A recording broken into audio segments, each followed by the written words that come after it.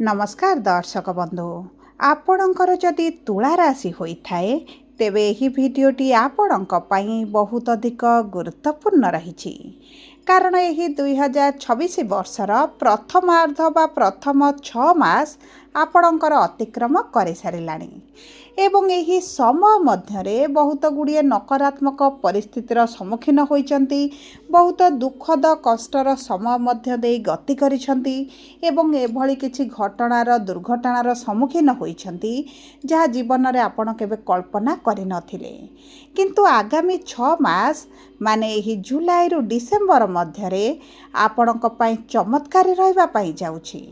एही 6 मास मध्यरे ग्रह मानकर गोचर राशि परिवर्तन चलन रे परिवर्तन आपणक सपक्ष रे रहिबा पई जाउछि एवं किछि एभली घटना घटिबा पई जाउछि जहा बदलाइब आपणकर भाग्य आपणक जीवन रे आनिब महापरिवर्तन किंतु केबे घटिबो केउ मासरे घटिबो एवं केउ ग्रहक प्रभाव रे घटिबो ताहा एही भिडियो रे आगको विस्तृत भाव रे आलोचना करिबा एवं सबुठारु बड़ चमत्कार हेउछि जे ग्रह गुडी को पाप ग्रह क्रूर ग्रह छाया ग्रह बोली कहा जाए जेमिति शनि राहु केतु एही तीन गोटी ग्रह गुड़िक मध्य आगामी 6 मास मध्यरे आपण को शुभाशुभ फल प्रदान करिवे सेतिपई आपण टिके ध्यान देई देखंतु बुझंतु एवं निज जीवन रे परिवर्तन आणंतु एवं आजिर एही कार्यक्रमटिकु आमे 4 भागरे विभाजित करिछे।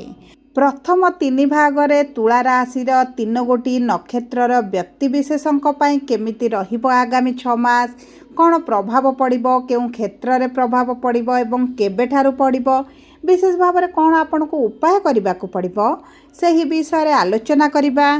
ता सहित चतुर्थ भाग हेउछि जो व्यक्ति मानकर तुला लग्न अटे सही व्यक्ति विशेष मानक पई आगामी 6 मास केमिति रहिबो केउ क्षेत्र रे परिवर्तन आसीबो कौन परिवर्तन आसीबो एवं कौन प्रतिकार करबा को पड़िबो सही विषय रे आलोचना करिबा। देखंतु आपणकर राशि जहाँ भी हेउना काहे जदि आपणकर लग्नटी तुला रहिछि तेबे मध्य आपणक जीवन रे प्रभाव निश्चित भाव रे रहिबो कारण आपणकर लग्न हेउछि आपणक व्यक्तित्व पर्सनालिटी आपणक स्वयं को लग्न बोली कहा जाए तेणुक राशि रे जदि शुभ थिबो लग्न रे अशुभ थिबो तेबे मध्य आपण अशुभत्व भोग करिवे जदि आपणकर राशि रे अशुभत्व अछि एवं लग्न रे शुभ चलीछि तेबे मध्य आपण शुभाशुभ फल भोग करिवे तेणुक आपण निश्चित भाव रे भिडियोटी को देखंतु बुझंतु एवं केउ क्षेत्र रे परिवर्तन आसीबो ताहा देखि जानी आपणक जीवन रे परिवर्तन आणंतु किंतु भिडियोटी को आरंभ करबा पूर्वरु जदि आपणकर भी तुला राशि होइथाए एवं आपण भी ईश्वर को आंतरिक भक्ति एवं विश्वास करंती तेबे भिडियोटी को लाइक करंतु कमेंट बॉक्स रे जय जगन्नाथ जय माँ लक्ष्मी अवश्य लिखि दियंतु ता सहित आम सह जोगाजोग करबा पई वीडियोर मध्य भाग रे एक व्हाट्सएप नंबर टिए दिया जायछि जे नंबर साहाय्य रे आपण आम सह जोगाजोग करी निजर नूतन कुंडली प्रस्तुत करि परिबे कुंडली विश्लेषण कराई परिबे किंबा आपणकर चाकरी विवाह व्यवसाय प्रेम संपर्क शिक्षा स्वास्थ्य संतान को नहीं किसी समस्या रही ताहार सहजरे एवं स्वल्प मूल्य रे समाधान करि परिबे सेतिपई आपण आम सहित वीडियोर शेष पर्यंत जोड़ी होई रुहंतु एवं व्हाट्सएप नंबर माध्यम रे आम सह जोगाजोग करी खूब कम मूल्य रे आपणक समस्यार समाधान करंतु। एबे आसंतु कार्यक्रमटी को आग को बढ़ाइबा एवं जानिबा एही क्रूर ग्रह पाप ग्रह एवं ता सहित शुभ ग्रहकर परिवर्तन आपण को की प्रकार शुभ फल प्रदान करिवो।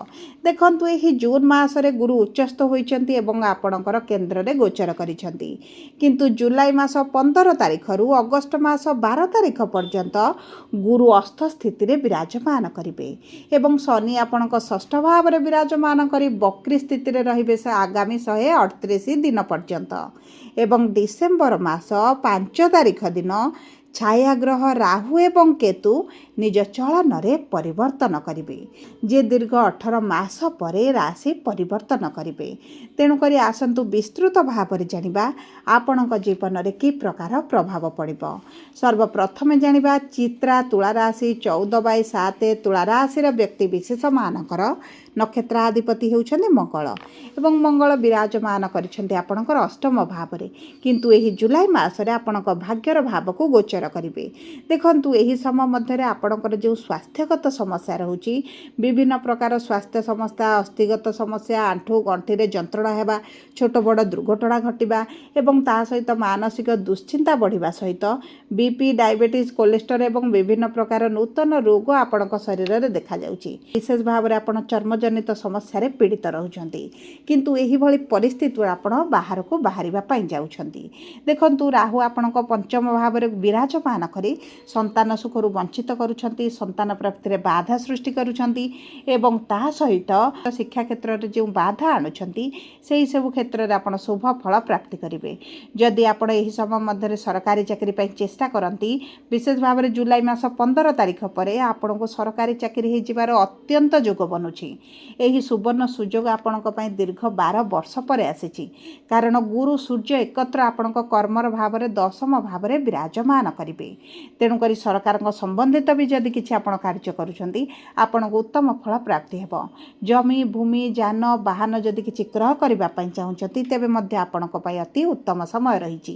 ଶିକ୍ଷା କ୍ଷେତ୍ରରେ ପରିବର୍ତ୍ତନ ଦେଖିବେ ଏବଂ ସନ୍ତାନ ପ୍ରାପ୍ତିରେ ସମ୍ଭାବନାଟି ଆପଣଙ୍କର ଡିସେମ୍ବର ମାସ 5 ତାରିଖ ପରଠାରୁ ବନିବା ପାଇଁ ଯାଉଛି। ଯେପର୍ଯ୍ୟନ୍ତ ରାହୁ ଆପଣଙ୍କ ପଞ୍ଚମ ଭାବରେ ଅଛନ୍ତି, କିଛି ନା କିଛି ସ୍ୱାସ୍ଥ୍ୟଗତ ସମସ୍ୟା ଦେବେ, ବିଳମ୍ବ କରାଇବେ, ଯେଉଁ କାରଣରୁ ଆପଣ ସନ୍ତାନ ସୁଖରୁ ବଞ୍ଚିତ ରହୁଛନ୍ତି। ଏବେ ଆସନ୍ତୁ ଜାଣିବା ସ୍ୱାତି ତୁଳା ରାଶି 15/7 ତୁଳା ରାଶିର ବ୍ୟକ୍ତି ବିଶେଷମାନଙ୍କର ରାହୁ ହେଉଛନ୍ତି ନକ୍ଷତ୍ରାଧିପତି ଏବଂ ବିରାଜମାନ କରିଛନ୍ତି ପଞ୍ଚମ ଭାବରେ। ଚତୁର୍ଥ ଭାବକୁ ଡିସେମ୍ବର ମାସ 5 ତାରିଖରେ ଗୋଚର କରିବେ। ଯେଉଁ ସମୟରେ ଆପଣ ଯଦି ବିଦେଶ ଯିବା ପାଇଁ ଚାହୁଁଥିଲେ କିମ୍ବା ବିଦେଶରେ ରହି କିଛି କାର୍ଯ୍ୟ କରୁଛନ୍ତି, ସେହି ସବୁ କ୍ଷେତ୍ରରେ ଆପଣଙ୍କୁ ଶୁଭ ଫଳ ପ୍ରାପ୍ତି ହେବ। କେତୁ ଆପଣଙ୍କର ଦଶମ ଭାବକୁ ଗୋଚର କରିବା କ୍ଷଣି ଆପଣଙ୍କ କର୍ମକ୍ଷେତ୍ରରେ ପରିବର୍ତ୍ତନ ଆସିବ।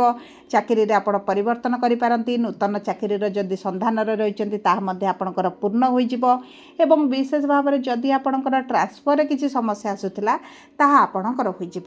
ଗୁରୁ ଆପଣଙ୍କ ଦଶମ ଭାବରେ ବିରାଜମାନ କରି ମାନ ସମ୍ମାନ ବୃଦ୍ଧି କରିବା ସହିତ ଉଚ୍ଚସ୍ତରୀୟ ଲୋକଙ୍କ ସହିତ ଯୋଗାଯୋଗ ବୃଦ୍ଧି କରିବେ ଏବଂ ଆପଣଙ୍କର କିଛି ପୁରୁଣା କାର୍ଯ୍ୟ ପେଣ୍ଡିଂ ରହିଛି ତାହା ମଧ୍ୟ ସମ୍ପୂର୍ଣ୍ଣ କରିବେ। ଏବଂ ଦେଖନ୍ତୁ ଏହି ସମୟ ମଧ୍ୟରେ ଆପଣ ଯଦି ବ୍ୟବସାୟ ଆରମ୍ଭ କରନ୍ତି, ଆପଣଙ୍କୁ ଉତ୍ତମ ଫଳ ପ୍ରାପ୍ତି ହେବ। ବ୍ୟବସାୟର ସ୍ୱାମୀ ବୁଧ ଆପଣଙ୍କ ଭାଗ୍ୟର ଭାବକୁ ଏହି ଜୁଲାଇ ମାସରେ ବକ୍ରି ସ୍ଥିତିରେ ଗୋଚର କରିବେ। ତେଣୁକରି ଭାଗ୍ୟ ବଳ ଆପଣଙ୍କର ମଜବୁତ ହୋଇଯିବ। ଯଦି ଆପଣ ପାର୍ଟନରସିପ୍ରେ କିଛି କାର୍ଯ୍ୟ କରୁଛନ୍ତି, ବର୍ତ୍ତମାନ ପରିସ୍ଥିତି ଆପଣଙ୍କର ଉତ୍ତମ ରହିନାହିଁ, ତେବେ ଆପଣଙ୍କର ଏହି ଜୁଲାଇ ମାସ ପରେ ଆପଣଙ୍କ ପାର୍ଟନରସିପ୍ ବ୍ୟବସାୟରେ ମଧ୍ୟ ଆପଣ ଉତ୍ତମ ପରିସ୍ଥିତି ଦେଖିବେ।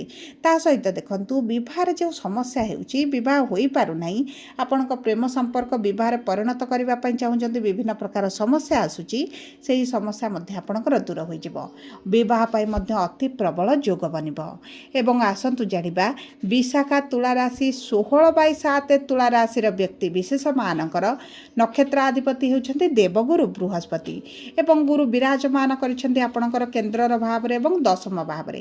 ଆପଣଙ୍କର ଷଷ୍ଠ ଭାବ ଏବଂ ତୃତୀୟ ଭାବର ସ୍ୱାମୀ ହେଉଛନ୍ତି ଦେବଗୁରୁ ବୃହସ୍ପତି। ଗୁରୁଙ୍କର ପଞ୍ଚମ ଦୃଷ୍ଟି ଆପଣଙ୍କର କୁଟୁମ୍ବର ଭାବ, ପରିବାରର ଭାବ, ବାଣୀର ଭାବ, ଧନର ଭାବ ଉପରେ ରହୁଛି। ଆପଣଙ୍କର ଯଦି ଲୋନ୍ କରଜରେ ଆପଣ ଫସି ରହିଛନ୍ତି, ସେଥିରୁ ଆପଣ ବାହାରକୁ ଆସିବେ। କରଜ ଋଣ ସୁଝିବା ପାଇଁ ସକ୍ଷମ ହୋଇଯିବେ। ରୋଜଗାରରେ ବୃଦ୍ଧି ଘଟିବା କାରଣରୁ ଆପଣଙ୍କର ଆର୍ଥିକ ସ୍ଥିତିରେ ନିଶ୍ଚିତ ଭାବରେ ପରିବର୍ତ୍ତନ ଆସିବ। ଏବଂ ସବୁଠାରୁ ବଡ଼ କଥା ହେଉଛି, ଯଦି ଆପଣ କିଛି ଲୋନ୍ ପାଇଁ ଆପ୍ଲାଏ କରିଛନ୍ତି, ଆପଣଙ୍କର କିଛି ଫଣ୍ଡିଂ ଚାହୁଁଛନ୍ତି, ଇନଭେଷ୍ଟର ଚାହୁଁଛନ୍ତି, କିନ୍ତୁ ଆପଣଙ୍କୁ ପ୍ରାପ୍ତ ହେଉନାହିଁ, ଲୋନ୍ରେ ଆପଣଙ୍କର ବିଳମ୍ବ ହେଉଛି, ସମୟ ଗଡ଼ି ଚାଲିଛି, ତେବେ ମଧ୍ୟ ସେହି ସବୁ କ୍ଷେତ୍ରରେ ଆପଣ ଶୁଭ ଫଳାଫଳ ଅଗଷ୍ଟ ମାସ 12 ତାରିଖ ପରଠାରୁ ଦେଖିବା ଆରମ୍ଭ କରିବେ। ଦେଖନ୍ତୁ ଷଷ୍ଠ ଭାବକୁ ଆପଣଙ୍କର ଋଣ, ରୋଗ, ଶତ୍ରୁର ଭାବ ବୋଲି କୁହାଯାଏ। ତେଣୁକରି ଷଷ୍ଠ ଭାବରେ ଯେହେତୁ ଶନି ବିରାଜମାନ କରିଛନ୍ତି, ଆପଣଙ୍କ ଲୋନ୍ ଆଣିବାରେ ଆପଣଙ୍କୁ ନିଶ୍ଚିତ ଭାବରେ ସମସ୍ୟା ସୃଷ୍ଟି କରିବେ। କିନ୍ତୁ ଆପଣଙ୍କର ଗୁରୁଙ୍କର ଶୁଭ ଦୃଷ୍ଟି ରହିବା କାରଣରୁ, ଶୁଭ ନବମ ଦୃଷ୍ଟି ରହିବା କାରଣରୁ ଆପଣଙ୍କ ଲୋନ୍ ହୋଇଯିବାର ସମ୍ଭାବନାଟି ବହୁତ ଅଧିକ ରହିଛି। ଏବଂ ତାହା ସହିତ ଯଦି ପୁରୁଣା ସ୍ୱାସ୍ଥ୍ୟଗତ ସମସ୍ୟା ଆପଣଙ୍କୁ ପ୍ରଭାବ ପକାଉଛି, ତେବେ ସେହି ସମସ୍ୟା ମଧ୍ୟ କମିଯିବ। ମାତାଙ୍କ ସ୍ୱାସ୍ଥ୍ୟରେ ପରିବର୍ତ୍ତନ ଆସିବା ସହିତ ପିତାଙ୍କ ଠାରୁ ସମ୍ପୂର୍ଣ୍ଣ ସହଯୋଗ ସପୋର୍ଟ ଆପଣ ପ୍ରାପ୍ତ କରିବେ। ଏବଂ ଯଦି ଆପଣ ଏହି ସମୟ ମଧ୍ୟରେ ଗୁପ୍ତ ଶତ୍ରୁ ଦ୍ୱାରା ପୀଡ଼ିତ ରହିଛନ୍ତି, କର୍ମକ୍ଷେତ୍ରରେ ଶତ୍ରୁ ରହିଛନ୍ତି, ଆପଣଙ୍କ ପରିବାର ଚତୁଃପାର୍ଶ୍ୱରେ ଶତ୍ରୁ ରହିଛନ୍ତି, ମିତ୍ର ରୂପରେ ଆପଣଙ୍କ ସହିତ ଭଲ ସମ୍ବନ୍ଧ ରଖିବା ସହିତ ମଧ୍ୟ ଆପଣଙ୍କ ପଛପଟେ ସମସ୍ୟା ସୃଷ୍ଟି କରୁଛନ୍ତି, ତେବେ ସେହି ସବୁ କ୍ଷେତ୍ରରେ ଆପଣ ଶତ୍ରୁମାନଙ୍କୁ ଚିହ୍ନଟ କରିବେ। ଏବଂ ଦେଖନ୍ତୁ, ଯଦି ଆପଣଙ୍କର କିଛିଟା ପୈତୃକ ସମ୍ପତ୍ତିକୁ ନେଇ ସମସ୍ୟା ଲାଗି ରହିଛି, ତେବେ ସେହି ସମସ୍ୟା ଆପଣଙ୍କର ଡିସେମ୍ବର ମାସ 12 ତାରିଖ ପରଠାରୁ ନିଶ୍ଚିତ ଭାବରେ ସମାଧାନର ଆଡ଼କୁ ଗତି କରିବ। ଏବଂ ତା ସହିତ ଯଦି ଆପଣଙ୍କ କର୍ମକ୍ଷେତ୍ରରେ କିଛିଟା ଆଲିଗେସନ୍, ଲିଟିଗେସନ୍ କିମ୍ବା ପୋଲିସ କୋର୍ଟ କଚେରୀ କେସ୍ରେ ଫସିଛନ୍ତି, ସେଥିରୁ ଆପଣ ବାହାରକୁ ବାହାରିବେ। ପାରିବାରିକ ସ୍ଥିତି ଭଲ ରହିବା ସହିତ ପରିବାର ମଧ୍ୟରେ ଯେଉଁ ସମସ୍ୟା, ଗଣ୍ଡଗୋଳ, ମନମାଳିନ, ମତଭେଦ ରହିଛି, ତାହା ଆପଣଙ୍କର ଧୀରେ ଧୀରେ ଦୂର ହେବା ଆରମ୍ଭ ହେବ। ଏବେ ଆସନ୍ତୁ ଜାଣିବା, ଯେଉଁ ବ୍ୟକ୍ତିମାନଙ୍କର ତୁଳା ଲଗ୍ନ ରହିଛି, ସେହି ବ୍ୟକ୍ତିମାନଙ୍କର ଆଗାମୀ 6 ମାସ କେମିତି ରହିବ। ବିଶେଷ ଭାବରେ ଦେଖନ୍ତୁ, ଆପଣଙ୍କ କର୍ମକ୍ଷେତ୍ରରେ ଶୁଭ ଫଳ ପ୍ରାପ୍ତି କରିବେ। ବିଦ୍ୟାର୍ଥୀମାନେ ଯଦି ଉଚ୍ଚଶିକ୍ଷା କରିବା ପାଇଁ ଚାହୁଁଛନ୍ତି, ତେବେ ମଧ୍ୟ ଭାଗ୍ୟ ଆପଣଙ୍କର ବଳବାନ ରହିଛି। ତା ସହିତ ଯଦି ଆପଣ କିଛି ଧର୍ମଯାତ୍ରା, ତୀର୍ଥଯାତ୍ରା କରିବା ପାଇଁ ଚାହୁଁଥିଲେ, ତେବେ ମଧ୍ୟ ଅତି ଉତ୍ତମ ଫଳ ପ୍ରାପ୍ତ କରିବେ।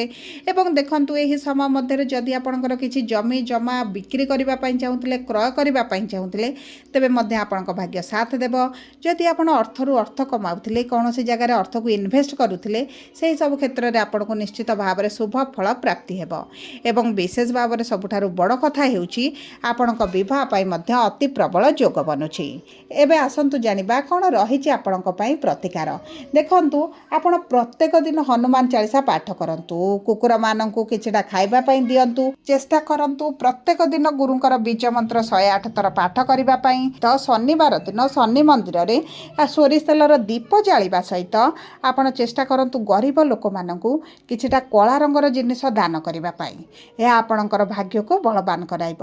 ଏବଂ ଏହି ସମୟ ମଧ୍ୟରେ ଯଦି ଆପଣଙ୍କର ଆର୍ଥିକ ସମସ୍ୟାଟି ବୃଦ୍ଧି ଘଟୁଛି, ତେବେ ଆପଣ ଶ୍ରୀ ସୂକ୍ତମ ପାଠ କରନ୍ତୁ। ଲକ୍ଷ୍ମୀଙ୍କର 10 ନାମକୁ ପ୍ରତ୍ୟେକ ଦିନ ପ୍ରାତଃ ସମୟରେ ଜପ କରନ୍ତୁ। ଆପଣଙ୍କ ପାଇଁ ଅତ୍ୟନ୍ତ ଶୁଭଦାୟକ ରହିବ।